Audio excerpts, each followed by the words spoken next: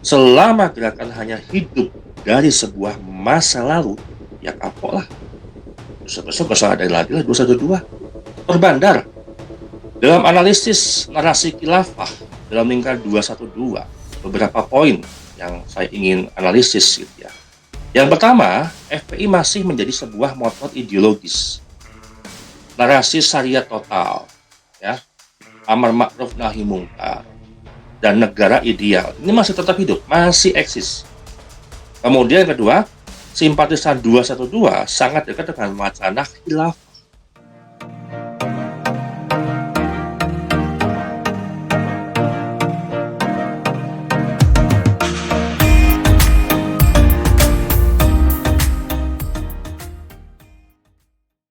Data, fakta, dan realitas penyusutan masa 212 atau yang kita sebut adalah Hari Ahok Nasional. Ya, Korbandar reuni 212. Kalau masa hanya tinggal puluhan ribu dari yang mereka klaim 7,5 juta di tahun 2016. Artinya sudah bergeser 9 tahun sampai dengan hari ini. Artinya itu sudah tidak relevan lagi. Jangankan perubahan politik, air mineral saja sama sound system aja sudah pasti terkorup. Ini bukan sebuah sindiran ataupun hal yang lebih menjatuhkan kelompok, namun ini adalah fenomena, bukan individu. Nah, pesan utamanya adalah gerakan besar tidak bisa hidup dari sebuah nostalgia tanpa sebuah mesin sosial. Nah, ini yang terjadi terhadap reuni 212 hari kemarin. Nah, bagaimana analisis penyebab penurunan drastis dari klaim mereka 7,5 juta yang hadir tahun 2016 sampai hari ini adalah 39.000 atau hanya puluhan ribu saja. Padahal apa yang saya berikan data kemarin itu sudah sangat toleransi untuk ukuran densitasnya atau kepadatan dari setiap orang yang berada di kerumunan. Mungkin kalau memakai data Densus itu lebih ekstrim lagi, bahwasanya melihat sebuah kelonggaran yang sangat jauh. Nah, yang pertama, momentum politik sudah tidak ada lagi. Tidak ada lagi pilkada, tidak ada lagi pilpres yang berkaitan langsung seperti 2016, 2017. Justru kalau misalkan diadakan setiap tahun dengan reuni 212, publik akan mengingatkan kepada sosok Basuki Cahayapurnama ataupun Ahok. Makanya relevan ketika reuni 212 itu untuk mengenang sosok Ahok. Justru itu yang akan menjadikan populer nama itu. Nah, yang kedua, umat capek dengan politik identitas. Ya, setiap pilkada, pilpres selalu yang diusung adalah politik identitas. Terlalu sering dipakai dan sudah tidak mempan lagi. Buktinya apa? Ketika dua tokoh, Prabowo dan Anies yang diusung oleh kelompok 212 itu tidak pernah menang. Di tahun 2014 sebelum 212 ya. Artinya 2014 itu kelompok yang memang mengusung fenomena 212. Itu nggak lolos Prabowo. Kemudian yang kedua 2019 juga mengusung tema yang sama. Juga tidak mempan. Prabowo tidak pernah menjadi presiden. Kemudian 2024 kelompok tersebut yang mendukung Anies Baswedan juga tidak mempan juga. Justru Prabowo yang meninggalkan kelompok tersebut malah menjadi presiden. Ini sudah tidak relevan. Kemudian ketiga, narasi 212 sudah tidak memiliki musuh politik. Dulu Ahok, sekarang siapa? Gak ada lagi musuhnya. Jokowi sudah lengser, gitu kan? Ini sudah titik jenuh, ya. Kemudian yang keempat, fragmentasi internal alumni 212. Banyak faksi, ada PA 212, GNPF Ulama, FPI, kemudian simpatisan garis keras Ba'alawi. Itu yang menjadi sebuah fragmentasi internal alumni Ba'alawi, alumni 212. Kemudian yang kelima adalah platform digital berubah. Algoritma TikTok, YouTube, ataupun platform media sosial tidak lagi mengangkat konten kemarahan agama yang besar-besaran. Dan ini terbukti beberapa tahun terakhir ini masa 212 itu mulai menurun. Kemudian undang-undang ormas dan pengawasan negara itu makin ketat. Ruang mobilisasi massa itu mengecil. Nah, kesimpulannya, tanpa mesin politik, reuni 212 hanyalah nostalgia massal yang makin meredup ataupun makin mengecil massa. Nah, contoh ada studi kasus gerakan yang kehilangan momentum. Ya, contoh analogi sederhananya itu adalah demo anti THR buruh. Ya. Kemudian aksi mahasiswa anti Omnibus Law, katakanlah seperti itu. Atau misalkan, dulu People Power tahun 2019. Semua meredup hanya karena satu faktor. Tanpa struktur, tanpa dana, tanpa isu besar, masa pasti habis. Nah, analisis dana dan logistik bagaimana?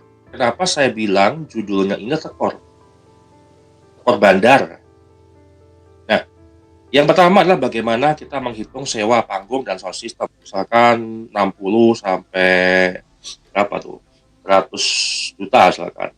Kemudian pengamanan minimal 20 sampai 40 juta. Kemudian akomodasi tokoh-tokoh ya bisa ratusan juta mungkin ya. Spanduk, baliho, logistik ya itu bisa sampai 50 sampai 100 juta. Dan yang paling penting adalah konsumsi dan transport sebagian jamaah bisa ratusan juta. Kalau masanya tinggal puluhan ribu, mana mau sponsor masuk? Ya, CPM nggak ada, cost per milnya nggak ada, masa nggak ada, isu besar nggak ada, ya apa yang mau ditawarkan? Mungkin ketika mungkin ya 212 masih ada hari ini, ya mungkin karena brandingnya adalah 7,5 juta yang hadir.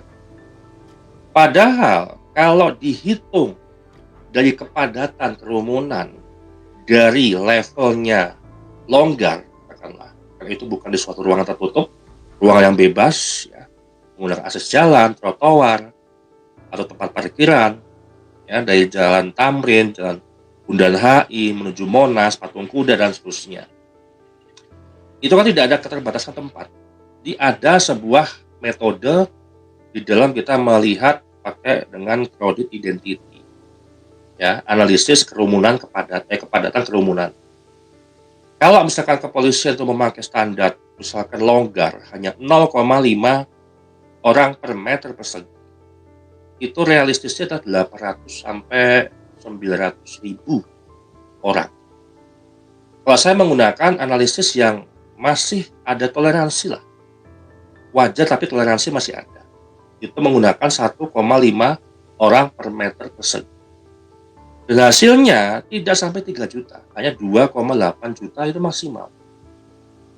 Jadi kalau misalkan menggunakan asumsi 7,5 juta, maka akan dihitung 4 orang per meter persegi itu akan crowded. Padahal itu di tempat umum. Kalau di tempat tertutup yang ada sekat kanan kiri, oke lah, masih bisa dempet-dempetan. Nah ini kalau menggunakan analogi, menggunakan teori 7,5 juta analisanya gitu ya, kata panitia atau klaim-klaim mereka itu, ya itu sungguh sangat mustahil. Karena kan dihitung itulah 4 orang per meter persegi. Bayangkan 4 orang di dalam satu kotak 1 meter persegi. Ya, 4 orang per meter persegi, bayangkan. Sumpeknya apa, udel-udelannya gimana, kreditnya gimana. Dan itu sesuatu hal yang tidak mungkin atau mustahil di tempat yang luas. Sedangkan orang masih bisa memberikan jarak. Makanya saya membuat sebuah densitas yang toleransi masih dalam batas wajar, itulah 1,5 orang per meter persegi. Ketemu angka maksimal 2,8 juta. Kalau pihak polisi akan memakai standar longgar, karena dianggap itu adalah tempat yang luas, yang bebas, orang mau duduk, orang mau berdiri dimanapun, tidak ada terbatasnya tempat. Nah, seluruh akses jalan, trotoar, itu juga dipakai. Orang bebas. Makanya ketemu angka 800 sampai 900 ribu. Tidak nyampe sejuta. Dan ini dua-duanya valid. Dua-duanya secara meteorologis itu sah. Cuma hanya menentukan densitas yang berbeda. Nah, kemudian bagaimana dengan isu FPI, isu khilafah, isu ceramah reuni 212 dan apa dampak? Nah, dalam analisis narasi khilafah dalam lingkar 212, beberapa poin yang saya ingin analisis gitu ya. Yang pertama, FPI masih menjadi sebuah motor ideologis. Narasi syariat total, ya, amar ma'ruf nahi mungkar, dan negara ideal. Ini masih tetap hidup, masih eksis. Kemudian yang kedua, simpatisan 212 sangat dekat dengan wacana khilafah. Makanya nggak heran ceramah daripada Haji Abu Bakar Ba'asyir semalam yang kemarin malam itu juga dikritisi oleh Kiai Haji Ubedillah Tamamunya sebagai unsur-unsur yang mendekati khilafah. Nah, tidak eksplisit, tapi muncul dari sebuah seruan kembali ke syariat kafah. Penolakan demokrasi sebagai sistem kufur, seruan anti NKRI, ya, seruan anti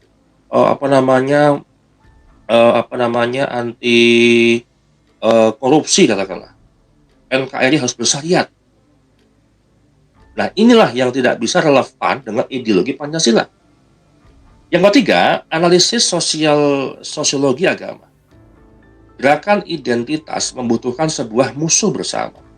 Ketika musuh hilang, ya narasi bergeser. Dari isu Ahok ke isu khilafah. Siapa yang akan membahas isu Ahok hari ini? Ya berarti ke isu khilafah. Sebenarnya makna 212 itu apa?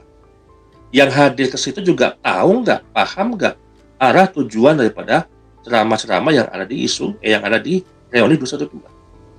Nah, kita akan sedikit bedah bagaimana isi ceramah reuni 212 kemarin ya.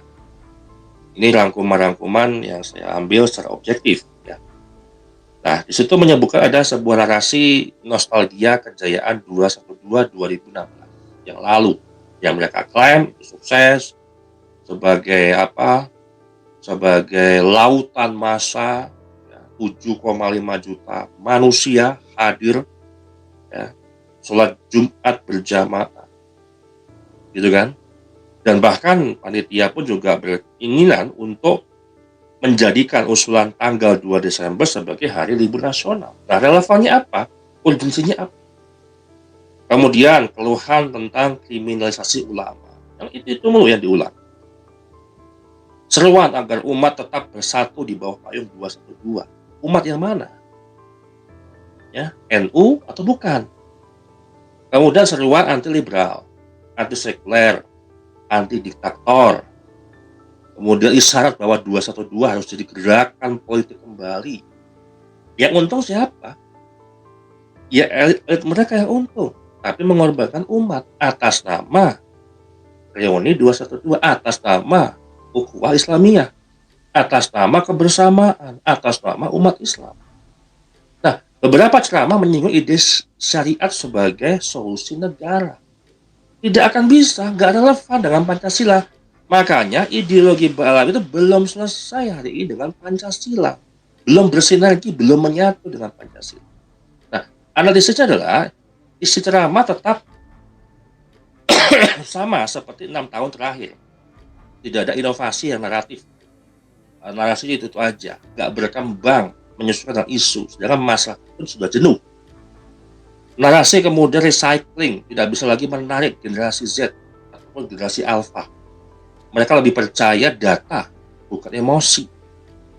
Hari gini zaman digital, orang lebih memahami literasi data. Kenapa? Aksesnya mudah. tidak sesulit dulu.